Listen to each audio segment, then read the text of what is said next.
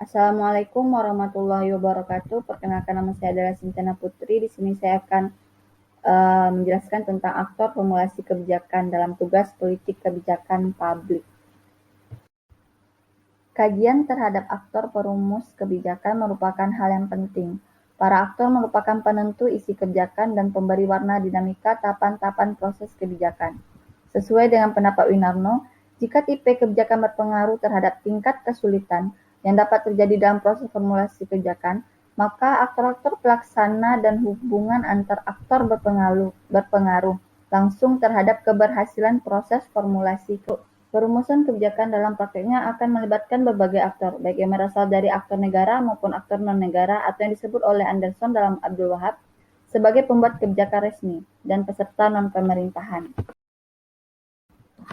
Di pihak lain, menurut pengadilan juga merupakan aktor yang memainkan peran besar dalam perumusan kebijakan melalui kewenangan mereka untuk mereview kebijakan serta penafsiran mereka terhadap Undang-Undang Dasar. Dengan kewenangan ini, keputusan pengadilan bisa mempengaruhi isi dan bentuk dari sebuah kebijakan.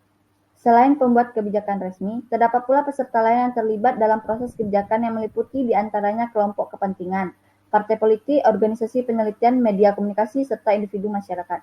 Mereka ini yang disebut sebagai peserta non-pemerintahan, karena penting atau dominannya peran mereka dalam sejumlah situasi kebijakan, tetapi mereka tidak memiliki kewenangan legal untuk membuat kebijakan yang mengikat. Dengan demikian, keterlibatan aktor lain dalam pemberian ide terhadap proses perumusan kebijakan tetap atau sangat diperlukan. Lembaga atau instansi pemerintah banyak terlibat dalam perumusan ataupun pengembangan kebijakan publik.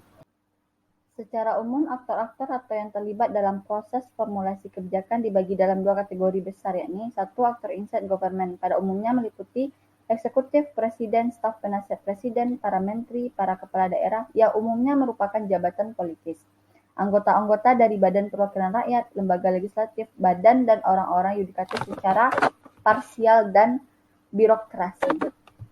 Kedua yaitu aktor outside government, pada umumnya meliputi kelompok-kelompok kepentingan, akademisi, politisi, media massa, opini publik, kelompok sasaran kebijakan, dan lembaga-lembaga donor.